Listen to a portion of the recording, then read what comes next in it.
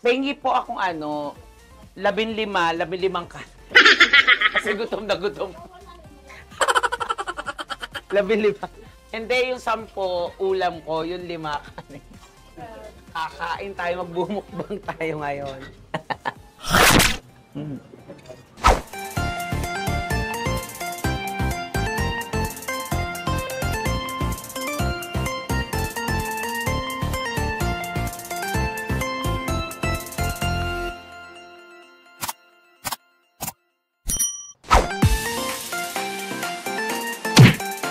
Ay, ano ba yun?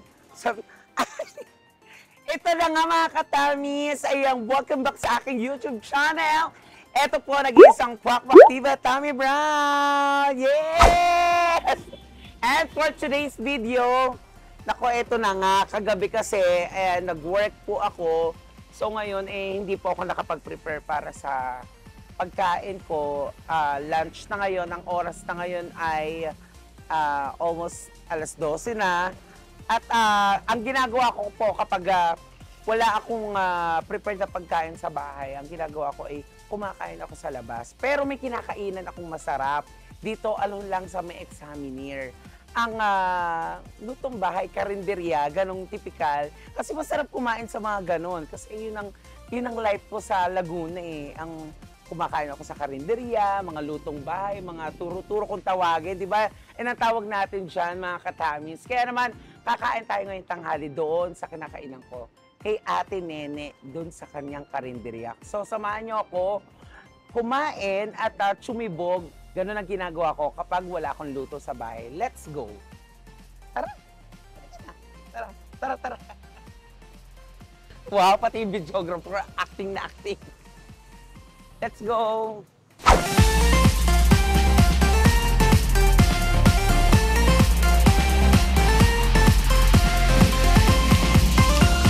Madalas ka kumakain dyan, eh? Oo, kasi favorite ko dito. Kapag talagang wala akong luto, dito ako napunta kay Ate Nene. Kasi at home na at home ako, para kumakain ako sa probinsya, sa bahay. Tapos, actually, nung unang balik ko ulit sa Metro Manila, dito ako nakatira along lang sa Examiner.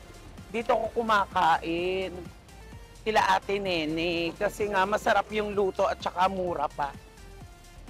Uy, tatawid tayo. Ayun, oh. Si Ate. Rika na, let's go. Ay!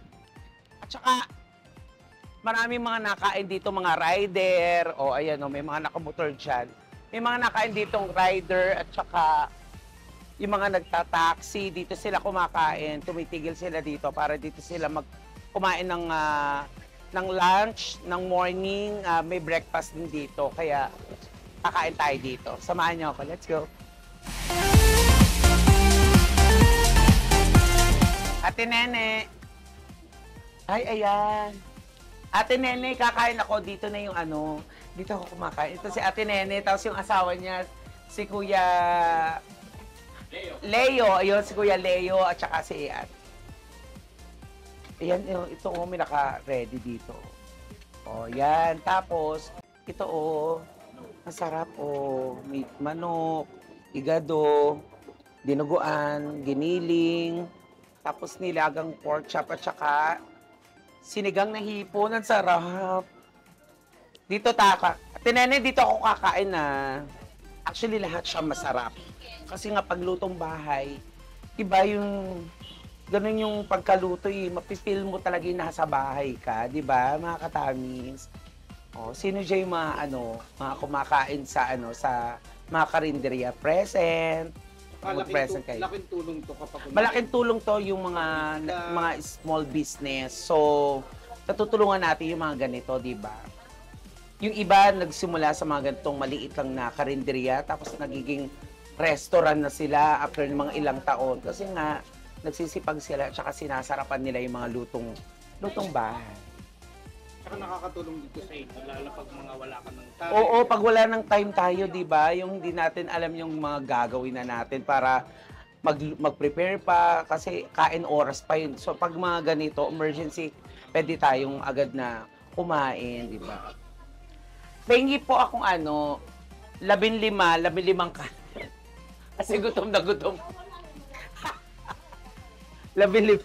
Hindi, yung 10 ulam ko, yung 5 kanin. Ay, meron pa sila dito, oh. Kasi minsan, may mga nagpapareserve. Malapit tayo sa mga bangko, sa office. Yung mga nandito, nagpapareserve na sila kasi tinetext na nila kila Ate Nene. So, may advance order sila. Ito, oh, merong ginatang tilapia. Oh. Diba? Kaya, titikman din natin yan.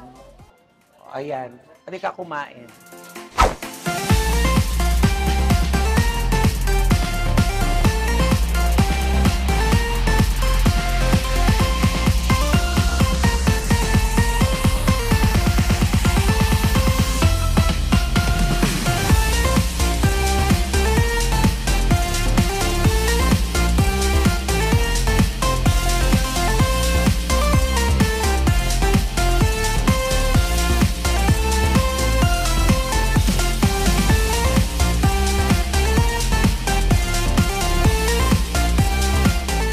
Ayan, ito si Ate Nene. Ayan, oh, nakikita nyo. Siya yung tindera dito. Kanila itong karinderya. Tapos si Kuya Leo yung asawa niya, yung nagluluto naman. Oh.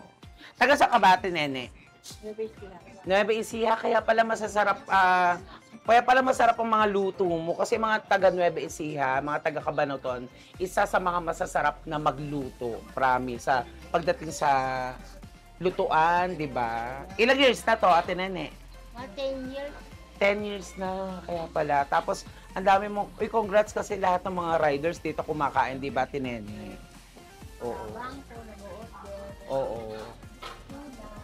Correct. Oo. Ay, ito, mga orders yan. Lahat yan. Sa mga taga-bangko. Oh, ayan, oh, may mga listahan siya dito. Di ba? Kaya, kung mapapadpad kayo dito along sa Examiner, pwede kayong kumain dito. Kay Ate Nene, hanapin nyo lang. Tsaka si Kuya Leo. Talagang bonggang-bongga yan. Kaya naman, chichibog na tayo. Kakain tayo, magbumukbang tayo ngayon. Ito pala mga katamis, ito ang on-order ko, isang tilapia. Tapos merong sinigang na hipon, sarap dito. Tsaka nilagang liempo. Tapos ito yung chicken apritada, igado. Masarap to. Mga taga Nueva Ecija, perfecto magluto. Tapos ginatang gulay na kalabasa at sitaw. Ayan. Tapos may sausaw, plus may sausawan pa tayong patis. Bongga yun. Kaya naman halika na tsumoy bong.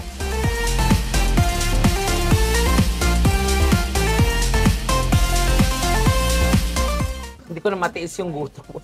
Kita nyo kahit yung mga nagpapareserve dito, pumapasok na sila. Pumapasok. Kasi nga, matagal na silang ditong kumakain at saka nag-o-order. Kaya busy-busy si Ate Nene. Try ka na kumain. Oo, hindi ko naman. Let's eat, mga katamis.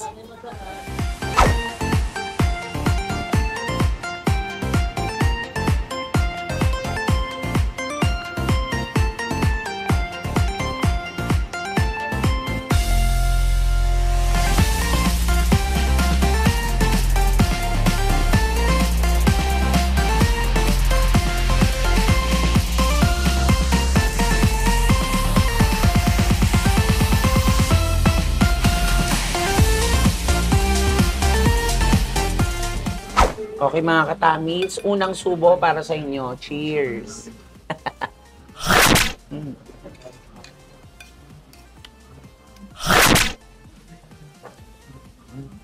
Sarap.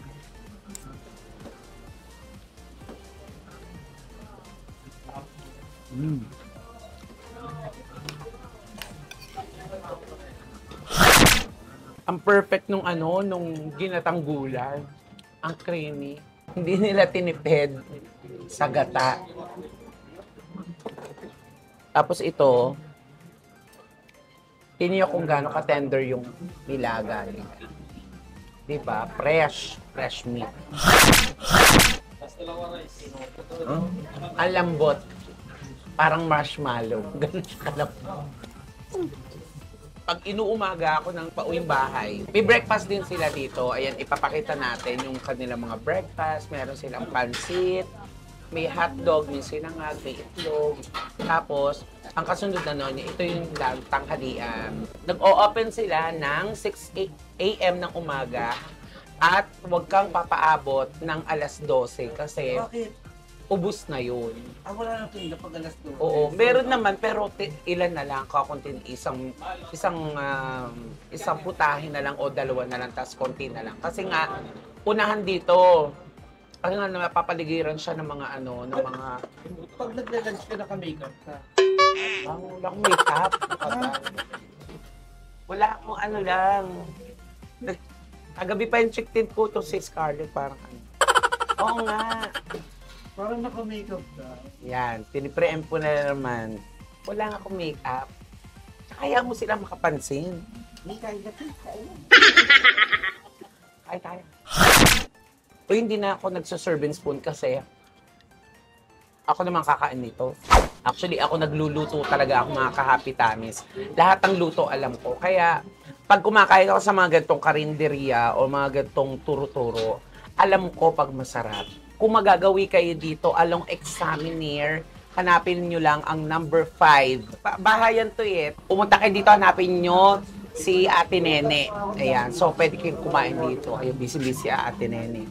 Ang sarap, promise, na-solve ako. Actually, kaninang umaga, kumain ako dito ng breakfast. So, isang kanin na sinangag at saka pansit. Kaya busog na busog pa rin ako until now. Kasi nga, hindi tayo nagluto. Ayan. So, magbabayad na tayo ngayon. Ate, magkano?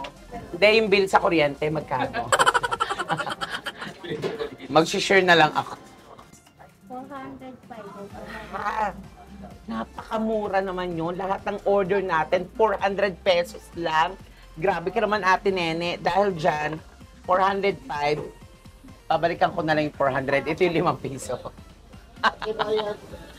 Ate Nene, salamat sa masarap na naluto. Ay, actually, yung asawa niya pala nagluluto. Okay, si Kuya, ayan. Si Kuya nagluluto pala. At si kaninang umaga naabutan ko siyang nagluluto-luto doon. Ay, thank you, Ate Nene, ha. Salamat. Anytime pupunta ako dito. Busy-busy kasi siya, hindi natin. Tsaka, maraming pila. Pumipila. Hello po.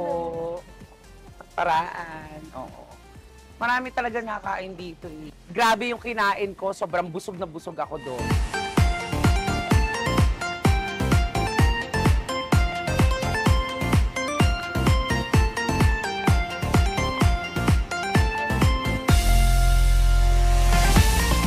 Ayan mga ka-Happy Tamis, sana ay nag-enjoy kayo at natakap kayo sa aking pagkain dito sa karinderya ni Ate Nene. Kaya naman kung mapapadpad kayo dito sa number 5 Examiner sa Quezon City, ay pumunta kayo dito at kumain kayo ng masarap na lutong bahay ni Ate Nene. And, syempre, may take-out tayo. Hindi lang tayo kumain, may take-out pa tayo kasi mamaya may trabaho ako sa Vice Comedy Club. So, tutulog muna tayo para mamaya may energy tayo mamaya sa trabaho. And kung nag-enjoy kayo, syempre ilalambi ko palagi to sa inyo ang mag-like, mag-share, and subscribe sa aking YouTube channel para updated po kayo sa aking mga ganap sa YouTube. Maraming salamat. Ito po nag-iisang Kwak Kwak Diva, Tammy Brown. Bye-bye everybody!